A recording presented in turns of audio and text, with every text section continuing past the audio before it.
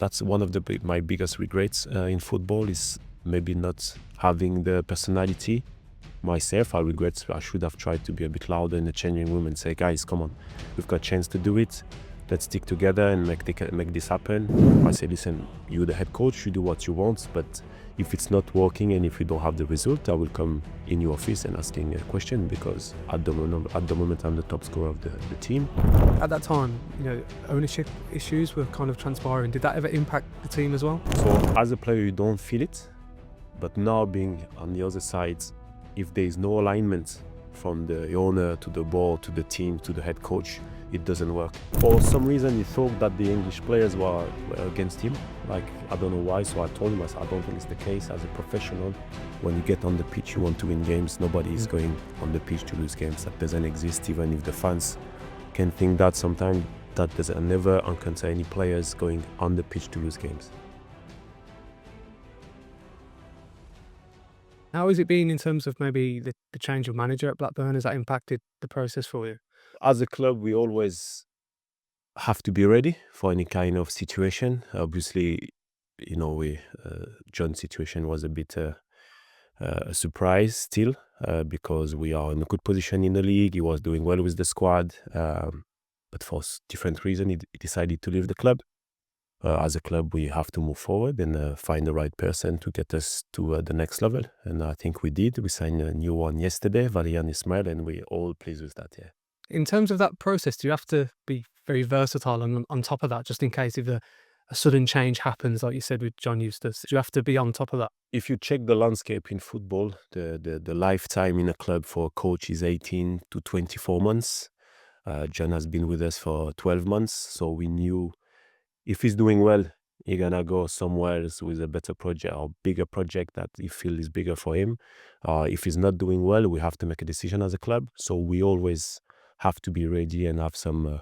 It's like recruitment. You have to be ready and check who is doing well, who is buying into your philosophy, who is playing the football that you want to play as a club. So it's a constant. I would say not scouting, but constant process that you have to carry on. Do you have to accept change then? Is that part of your job, that change is inevitable throughout? Football, everything can change from the one day to the other. I thought I was relaxed a bit after the transfer window, and it came. So now, you have to be prepared for that. If I get you to reflect back maybe on your early career then, Yeah. Rudy, so talk to me about your upbringing. How did that influence you in terms of playing football? So I was not into football when I grew up. My dad used to do some different sports, American football, kickboxing. So I tried a few things. I did judo, I was quite good. Then I did gymnastic. I did American football, but when you're young, you call it the flag. So you need to pull something at the back of the player. Then I started football when I was 10, I would say, 10 years old, in a small club, grassroots club. And after one season, the professional club started to scout me and ask me to come to join them. And then I decided to go in a pre-academy when I was 12. And since, academy, normal system academy, first team, then I moved abroad and the rest, I enjoy. How would you say the differences are between France and England then? Is there anything you can reflect upon on your upbringing that you can kind of relate to? Obviously with your role at Blackburn at the minute, is there anything that you think is culturally important but also could be integrated maybe in England as well? Yes, I think when you start to travel abroad, so I've been in a few countries, you have to adapt to the culture of the country, the people, the way they think, the way they behave. So that's a skill also to have. When you're foreigner in a different country, you need to sit down, watch a lot, listen, and then you obviously have to have your own personality, but you have to adapt in the country. So coming in England, it was my dream. But the first few months was very difficult. When I was going home, I was like tired, not physically, but mentally, just to learn English and to listen to the different language. And I learned English with Scottish players and Scottish managers. So it was a different way to learn English. So no, it's important to be willing to adapt and to learn quickly to be able to perform on the pitch. Talk to me about that transition then. So you mentioned the element of learning English and that transition. From a player's point of view, it sometimes gets missed in terms of coming into a new country, settle in, getting used to the surroundings. You mentioned language as well. Talk to me about that process for you and how you cope with that. Yeah, so it can be difficult, especially now. We bring young players, young people, young human being in a football club. So we take him out of his environment to a new environment. So you have to be ready. You have to make sure as a club that everything is ready for them to feel comfortable, to welcome them. So he has to adapt. We also have to welcome the player in the best situation or the best way possible for him, his family, his friends, depends who he's coming with. So as a club, it's important to have this in place. When I joined Cardiff, they were quite good with me, but not enough, I think, to an extent, because I came with my young wife. We had a baby a few months later. But nothing was made to make sure that we're comfortable. So I had to learn by myself. I was okay with that. But sometimes we don't take in consideration that coming in a new country, in a new club, with a new way of playing football can take a bit of time for a young human being, young players, because even 20, 26 years old, you're still a young adult. So we have to take it in our mind as a club. Being in the position I am now, I understand that. We broke some foreigners this season. So that's something I was big on, to make sure like they feel comfortable and we make sure we provide everything that they need to perform on the pitch. Was there anyone that influenced you during that transition to Cardiff? Is there anyone that you can reflect upon that you go, okay, they supported me within that process? And you mentioned learning English yourself and obviously a young family. Can you pinpoint maybe an influential person during that process for you? I don't have one person. I think overall the teammates and the club and the head coach, Malky Maka, at this time tried to make sure I was feeling comfortable. Yeah. But then I had to search by myself. I had an English teacher, finding a house, they helped me to an extent, but that at one point it's hard to express exactly what you want. So I was going on Rightmove by myself. I don't want to name any brand, but I was try to do it by myself. So when I moved then to Blackburn, was much easier for me. And then when I went to Villa, we had new French players or foreigners, and I was the one to help them also, to give them some tips and advice. So in a way, being by myself with my wife helped me throughout my career to be able to dealing with adversity by myself. So that was good learning environment. We'll talk about your journey Yes. in a moment, but one question I'll ask you is, what's the hardest part about being a footballer? It's you missing all the childhood, I would say childhood, when you're like teenage. You don't have any holidays time, you don't have any days off, you train every day, you play in the weekend. So it's the commitment is very high to succeed in a professional football career. And the percentage of success is very short, very, very small. So there's a lot of young players try to get to the full professional environments, but only few manage to get there. And when you get there, it's hard to stay for a long period of time. The worst part for me was injuries, I would say, because I've been injured a lot and I missed a lot of football. And then when it reached to a certain age, to be able to perform at this level, when you miss too much football because of injuries, it's hard to stay at the level. So I would say my difficulties was my injuries there. Cardiff. How did that come about? So I was in Metz, my second season in professional. Reading wanted to sign me in January time.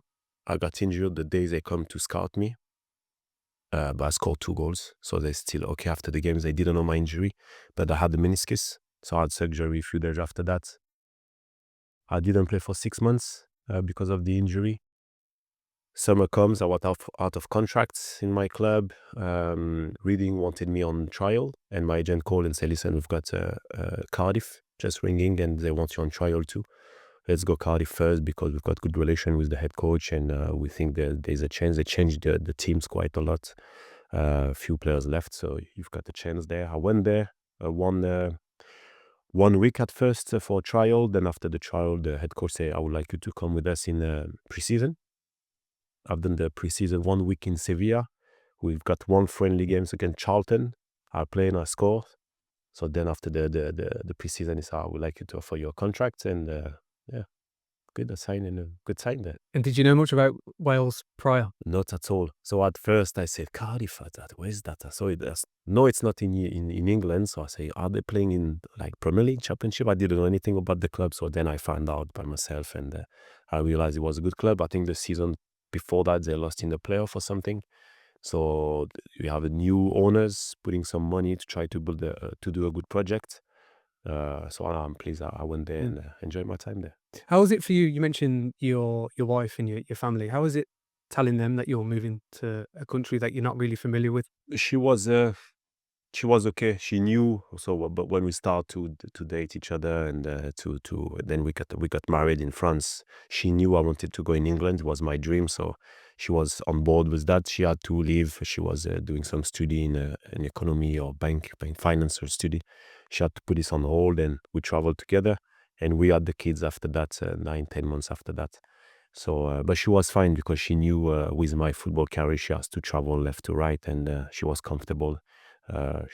She is still my wife, and she was the best support I had traveling around there. And you mentioned Malky Mackay. Good relationship with him? Yes, he's been very good with me since I joined. Make sure I feel comfortable. As I said, me and my wife, good professional. We had some good results. First season we won the Carling Cup final, and second season we got promoted. So it was a good time there. It was against Liverpool, was it? Yes. Yeah, that was quite an emotional game. Did you go to penalty kicks? It is. First pen I missed in my career. Last I missed Really? in my career. Yeah, only one I missed, and it was a Carling Cup final. So yeah. Oh, wow. Mixed emotions about this game. Obviously, playing Wembley final was great. Family in the stand, but I missed my pen and we lost. So it's Good support, Cardiff. massive support. Massive support at this time. Yeah. And am I right in saying it was Steven Gerrard's cousin that was taking the penalties? Yeah, Am I right in saying Anthony Gerrard. Yeah, he missed. We 3 of us missed the pen, I think, or 2 of us. Yeah, I think myself, Anthony Gerrard, and one more. I don't remember who. Yeah. Did you start that game, Rudy? Yes, played full game. Yeah, so it was 120 minutes plus pens. Yes, it was. But we got qualified in quarterfinal, semi-final the same way. And I scored my pen, and I missed the one in finals on the post. Yeah. And then the following year, we got promoted. We won the league by far, quite easy, and anyway, good feeling. But same, we got promoted, but I didn't play that much, so you don't feel as part as the starting players. On the promotion, the mixed emotions a bit. Happy to go in the Premier League because it was my dream, but when you don't play a big part of it, there's something missing. Yeah. Did you struggle maybe with that penalty miss? You mentioned the only one that you missed. How did you cope with that in terms of such a big expectation? No, on the day I was very low. I could say very low. But then after that, it's football. If you want to be in this position, be able to play the best game in the world, you have to be prepared to miss, and you learn from your mistake, and then you move forward. That's what I try to do in my life. I do a lot of mistake. I miss a lot, but I carry on with that, and I learn. In terms of that final season, you said that you didn't play a lot. Do you get the feeling that you maybe need to move away from Cardiff? Is that something that happens? And you mentioned your agent. Does that linger around based on your performance? The next season, so I came back from injury. I didn't play the semi-final against West Ham because I had a knee surgery. Then I came back in August. I've got a second knee surgery.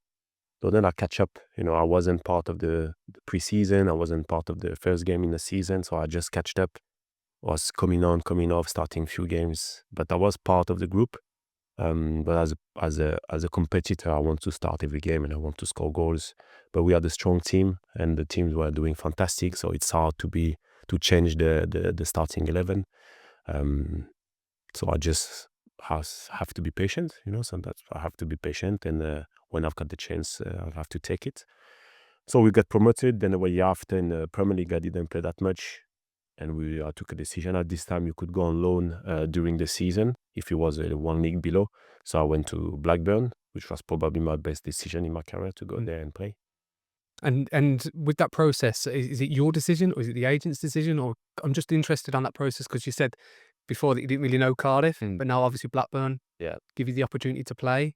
Is that kind of a mutual decision, or I'm just interested on that? It's a discussion. So your agent contact you and say, listen, there's possibility for you to go and play in Championship. I said, what's the club? Blackburn. Obviously, we all know Blackburn. I know So when I started to play PlayStation, I was young. Blackburn was one of the best teams because they just won the league in 1995. So I knew the club, I knew the project, I knew the people, like some people there. So we discussed. I met the head coach. For me, it was important to have a good discussion together because I come down in championship for the Prem. So I put my dream on hold a bit to make sure I play. Because the thing is, I wanted to be on the pitch week in, week out. He was on board with that. Obviously, in football, nothing is you're not assured. You don't have the insurance to play every game if you don't perform. So then I said, okay, let's go Blackburn. And I came there. He stick with me even when I was not performing very well because his trust was into me. And then I start to score, and I scored a lot of goals. I enjoyed my time there. Who was the manager? Gary Boyer. Okay. Yeah. He's a previous member on this podcast. He's been in. He's at Burton Albion now. Gary Boyer is doing well at Burton. Yeah. Since he took the club, he took over, and I'm pleased with him. He's a good guy. Yeah. He's good. He's Seemed important in football. Yeah. Jordan Rhodes was your partner up top. Yeah. Yes, very good partnership. Prolific top guy. Yeah, prolific. One of the best goal scorer I played with in the box. Like the way he moved, the way he finished. He filled the goals. His football intelligence is great. And we enjoyed the season there. It took a bit of time to understand each other because he used to be by himself, and as a striker you have to be a bit selfish. And after that, when we start to understand the way we move, I just like enjoy my time there. You mentioned the word selfish. Do you feel you have to be that to be a striker? It helps, to be honest. It helps because if you want to score 20, 30 plus goals a season, you have to be selfish on some decisions because you have to shoot instead of passing and you take the risk. But that's also what you paid for, is be able to make a decision and assume it. So you have to be selfish on some decisions. Maybe if you ask me, I wasn't enough selfish on sometimes in my career. But I understand what the striker shoot instead of passing because you get paid to score goals. We mentioned Jordan Rhodes and obviously your time at Cardiff. Is there anyone that you learned off in terms of forward play that you try to integrate within your game? I had the chance to play with some good strikers. So when I was at Cardiff, Kenny Miller was there. Yeah. His movement was very good. He know how to score goals. Robert Sunshaw also. Then I moved to Blackburn. Jordan was in the box. I tried to learn from everyone I play with. So different skills. Josh King was there, was like fast players, using his body well. Then when I moved on in my career, I was the one getting older. So I tried to be the one that the young kids were looking up to. But I didn't have like one big model.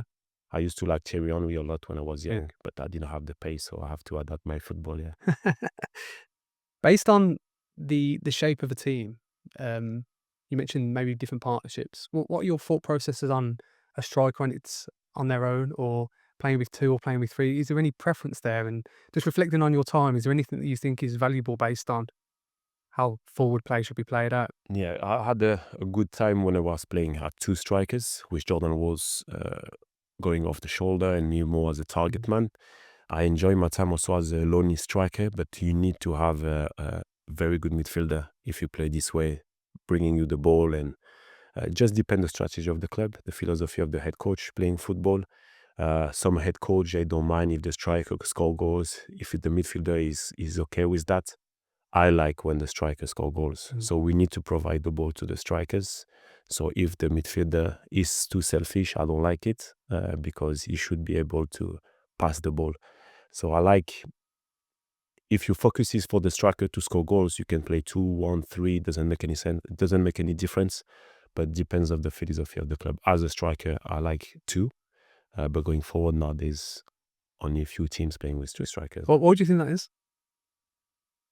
Guardiola, probably. He changed the way everybody's playing football. Usually you follow a trend. So Barcelona was the trend for one point. Before that, it was like Manchester United with 2 strikers. Barcelona now is changing a little bit. Some teams play with no strikers. Now it's coming back a little bit. We see more crosses since the World Cup, since the International Cup.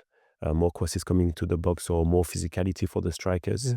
The intensity of the game is higher, so these few parameters have changed now. You have to adapt to it. But we see more strikers scoring goals now. Do you think that will come back into? Do you think that will come back into play? The reason I asked that is we were talking off air around the kind of physical element of the Premier League's coming back.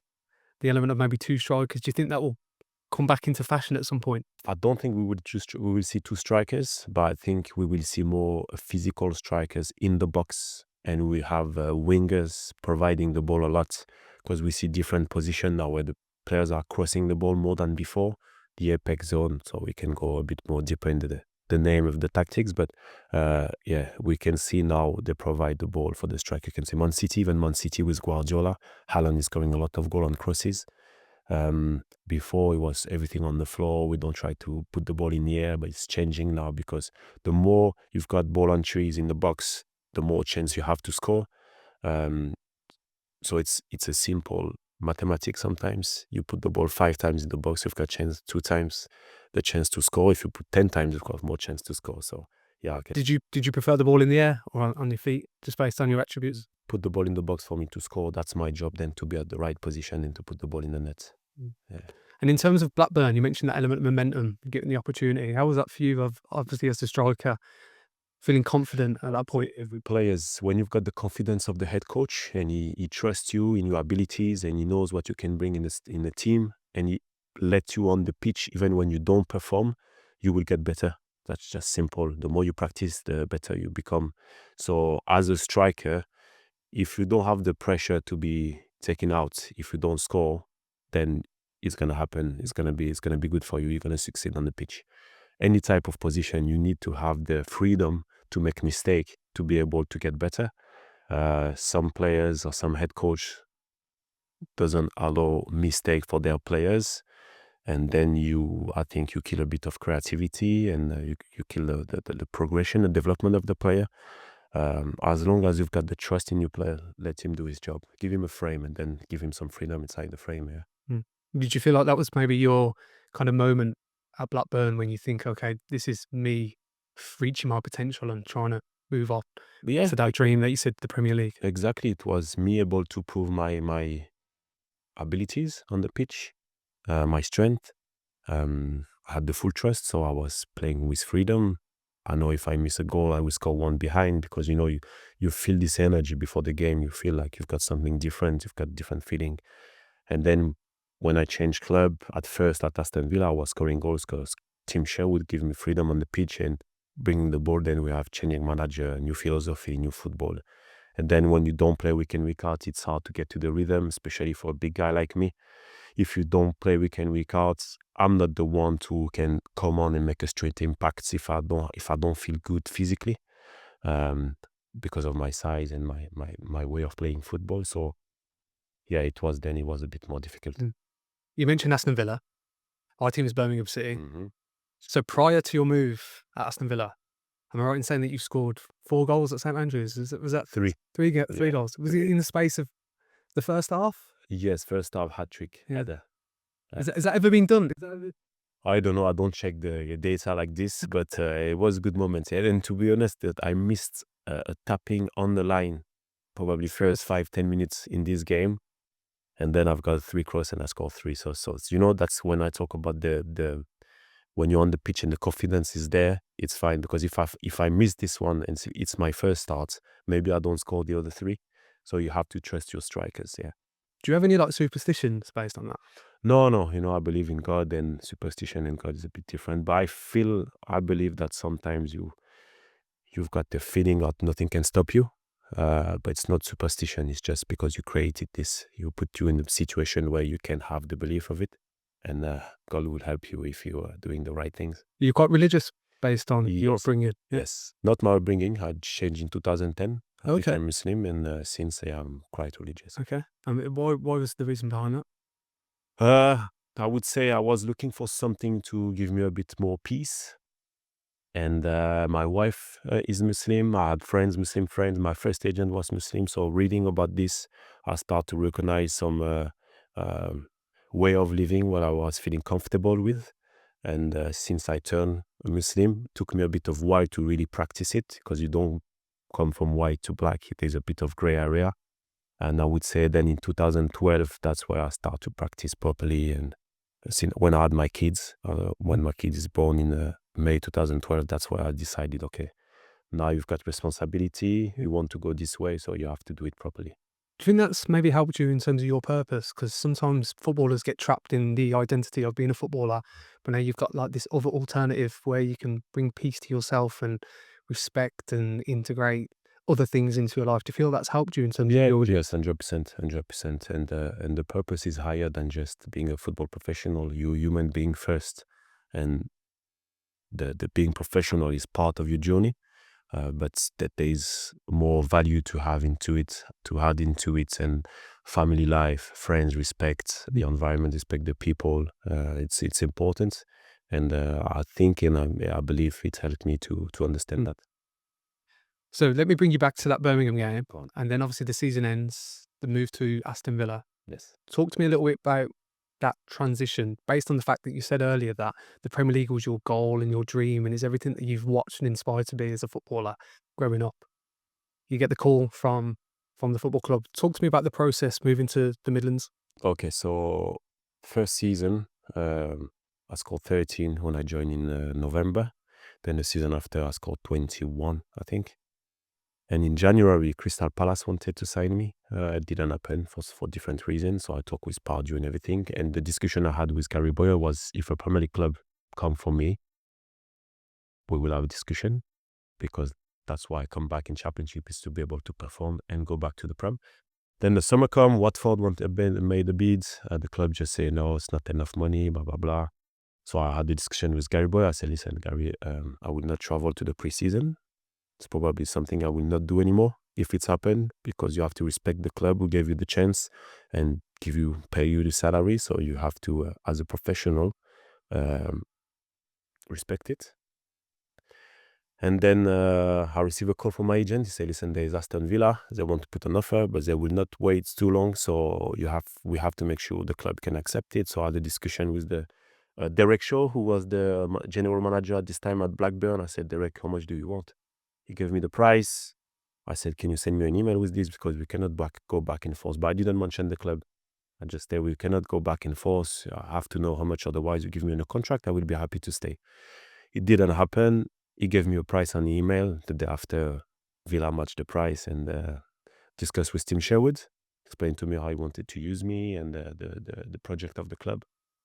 Joined the club the 27th of July, I think I signed, 2015. And I'm very, very happy. It was a club that I was looking up also. Aston Villa always had some good players, strikers scoring goals. I was very happy.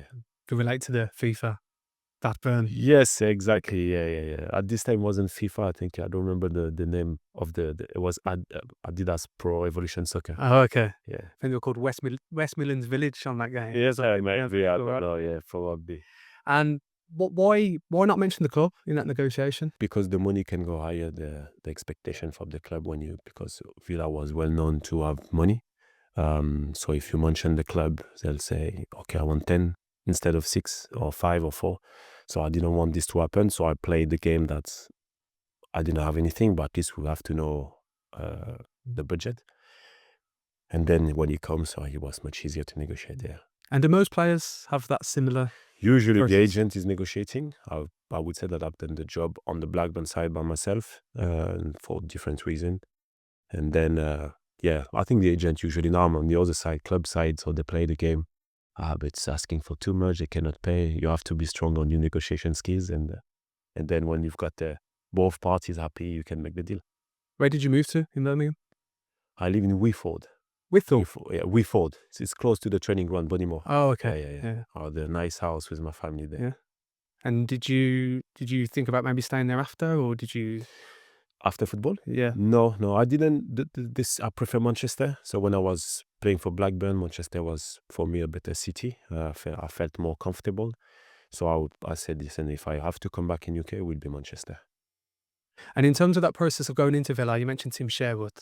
Probably turbulent times in comparison to where the club is now. Yes. How was that for you going into that dressing room where Premier League football, probably more pressurised, fighting to stay in the league, different scenario in comparison to maybe Blackburn? How was that for you? And I had the label to be a championship player. So when you get to this changing room with Michael Richards, Julian Lescott, you had Gabriel Bolao, then you had a few new players playing in Liga, or most of them are like good top players, I would say. Jack Grealish was there as a young player.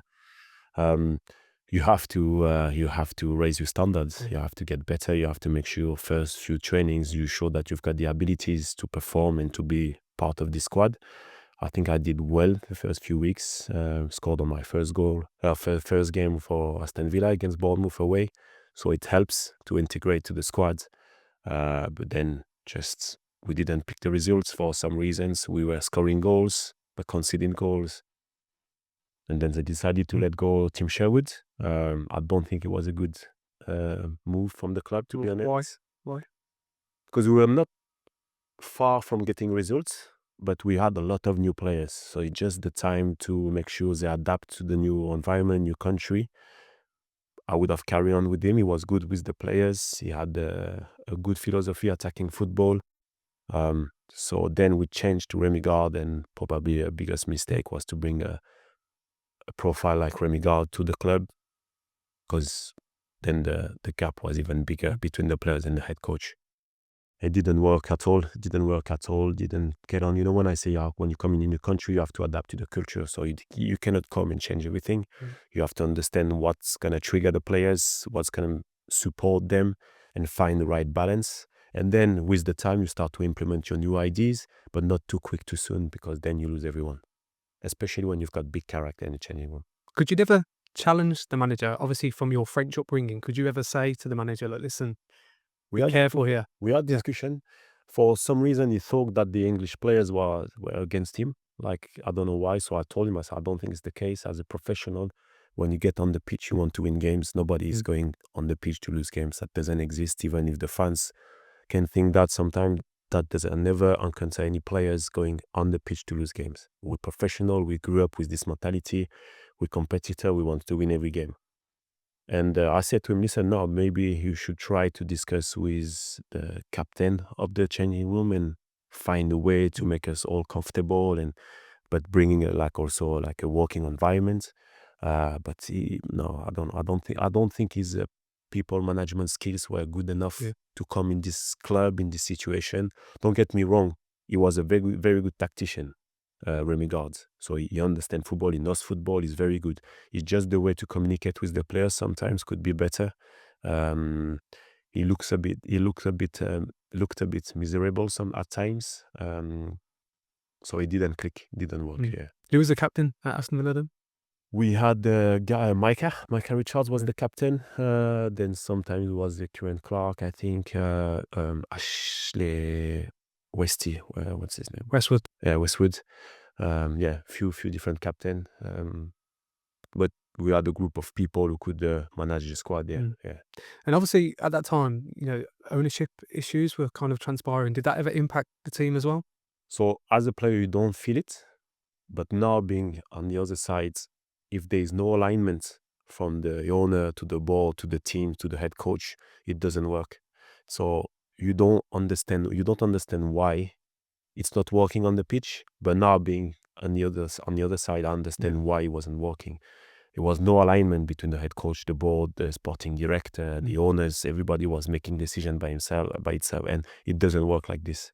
You cannot sustain and you cannot create a successful environment this way. That goal against Birmingham in the cup? Capital One Cup, was it then? Yeah, Carling Cup?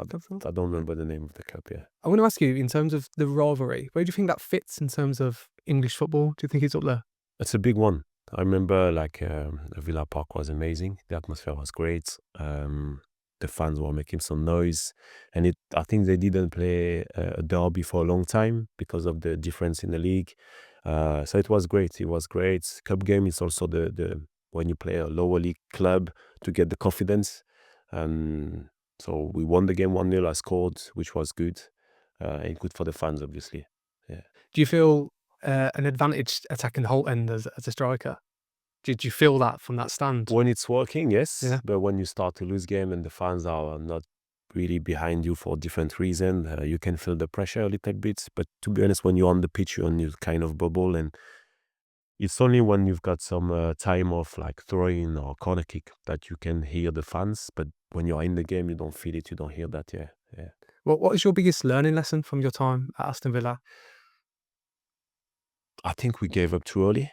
So when we arrived October, November, we saw, okay, season is over. We've got no points or low points. And I think we had the quality in the squad to make it happen. So that's one of my biggest regrets in football, is maybe not having the personality myself. I should have tried to be a bit louder in the changing room and say, guys, come on, we've got a chance to do it. Let's stick together and make this happen.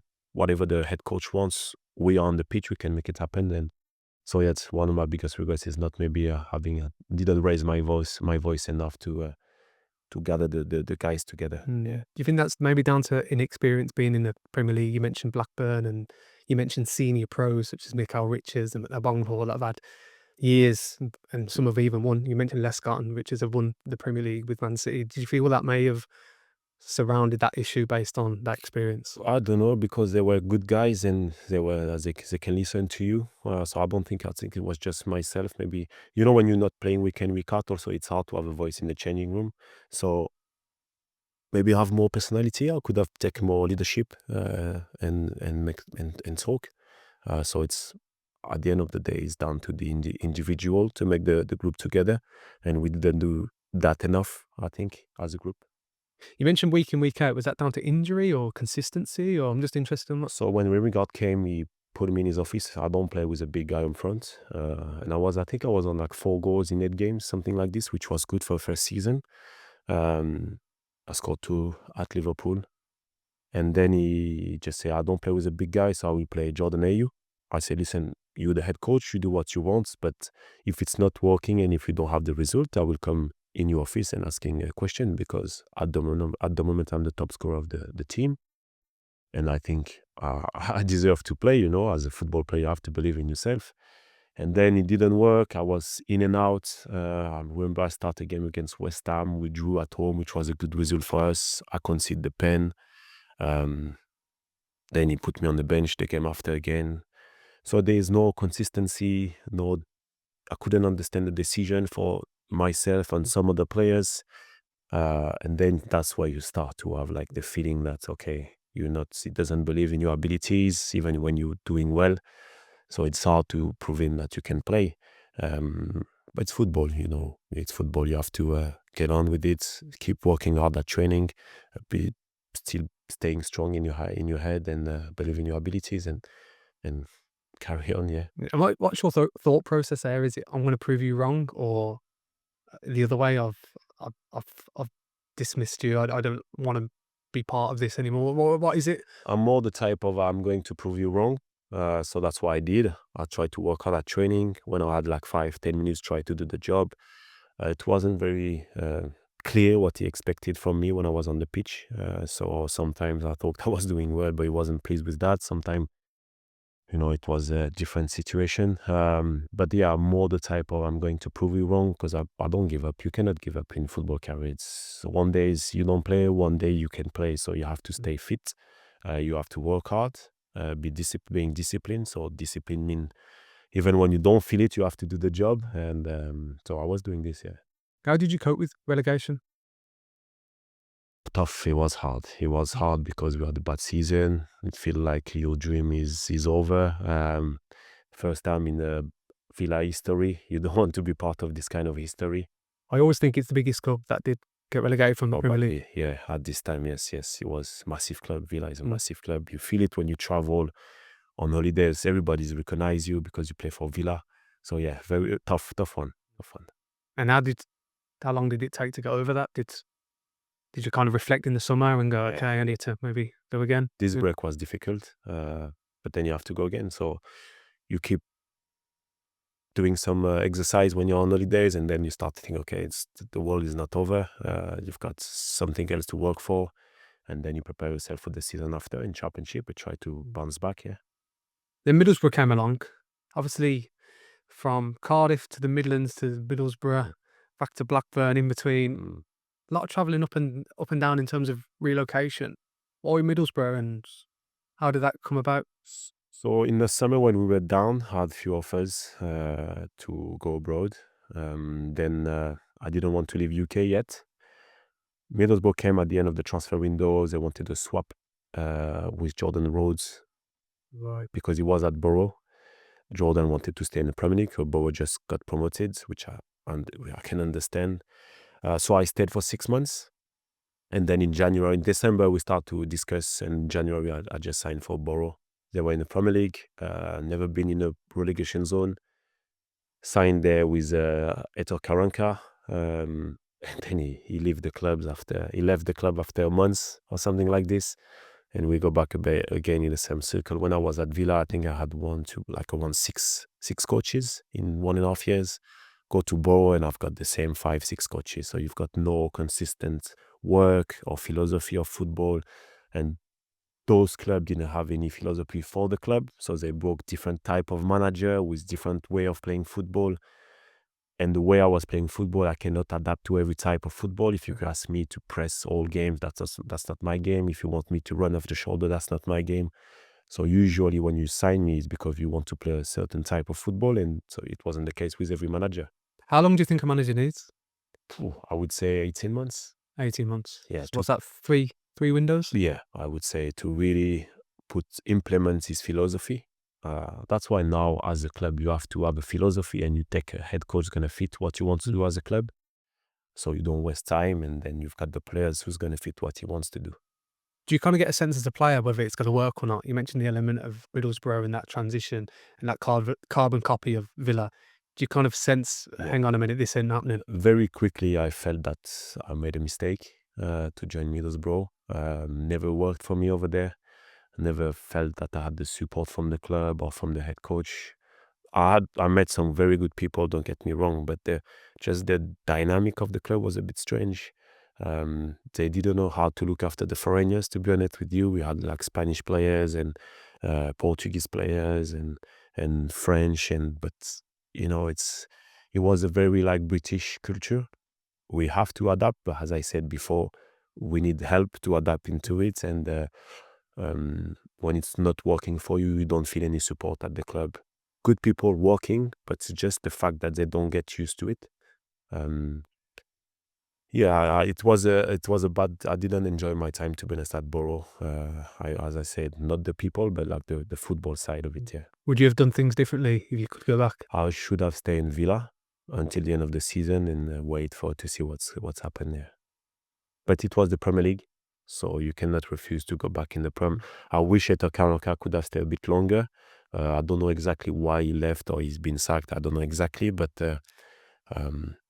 it's never great to change the head coach during a season when you've never been relegated and like something was off. And then we went to the red part of the Premier League relegation zone, and we got relegated, unfortunately. Yeah. What do you do maybe away from the pitch then, Rudy? So you mentioned the element of challenging times with managers and obviously results might not be going your way, and mentioned injuries as well. What do you do to maybe cope with maybe some of those? I've been lucky. I've got good family environment. So my wife, my kids, when you get home, it's the time where you can try to get away of that, but it's not that easy. You always think about football, next training, next game, next training, next game. You don't take the time to breathe. I tried to start meditation. I start to a few other things outside football. But yeah, you have to have the right environment around you, good friends, good people, that they can show you that you're not just the football player and you've got more to propose. Yeah. Do you feel like there's more maybe psychological support today than there was when you played? Yes, definitely. And now we look after the player a bit more. We try to make sure we follow everything they do. We treat them a bit more like a young people. I don't know if it helps sometimes. Sometimes it's too much. We have to also let them understand and go through adversity. Sometimes that's how you learn the best way. But there's more support now. Yeah. Obviously, I'm just interested in that because you mentioned, we see the new areas of player care growing. So how do you actually define the role of player care? Are you there to support the individual? Are you there to help them move? Or you mentioned the element of Middlesbrough and kind of having that support from a foreign perspective. It's interesting how that is become embedded, but also when do you have autonomy as a player to exactly do the right things? So you have to find the right balance. Player care is there to look after the players, from him, his family. So from the first day that he signed, and you try to stay with him when he's at the club. And some clubs, they push it a bit further. When the player is leaving, they still like try to follow the progress and make sure like it's comfortable, which is great, I think, because that's how you build the culture of the club. So when the player is going outside of the club, he's always talking good about your club. So yeah, he or he needs to be for the players, but also protecting the club. So you have to keep this relation, not to be too close, because you're not their best friends. They need to know they can come to you if they need any question, but also you're here to support the club. So if one player has come and start to moan about the head coach, you cannot just go on his side and say, yeah, I don't think he's great, because you have to support the club. So that's the right balance to find. But you also need to support him to be a good listener, because the player is going to come to you, speak, but you have to be able, okay, this maybe I can speak with the head coach because he can help the player. He has to know about this, or this I keep it for myself because he will not help anyone to know about this. So finding the right balance, you need clever people to do it, but that's an important position in a club. Yeah. After Middlesbrough, you obviously had opportunities to play football abroad. If I bring you forward to maybe those experiences today, how has your playing career funneled into your role at Blackburn as head of football operations? Is there anything that you can transfer from your experiences into that position? Yeah, so when I was injured a lot at Middlesbrough, I started to think about what I wanted to do after football. And I started to discuss some kind of courses, because being in football since you're 12 years old, I had my A level, but after that you fully focus on your football career. So you don't have time to try something else. So I always like, okay, if I stay in football industry, I don't want to be on the pitch coaching. I want to be behind the door and making decisions to create a nice environment and helping everyone to adapt and play. Everything that I didn't have, I wanted to propose to the players. So I went abroad, and I started to do a course when I came back, and I decided to retire and CEO in sports organization with VSI. And then I got in touch with Blackburn again, with the people, with the board, Suel Pasha and Greg Bolton and Steve Waggett, and asked him if I could do a working experience at the club. So I came for 6 months working under Greg Bolton as a director of football, but I also went to every department.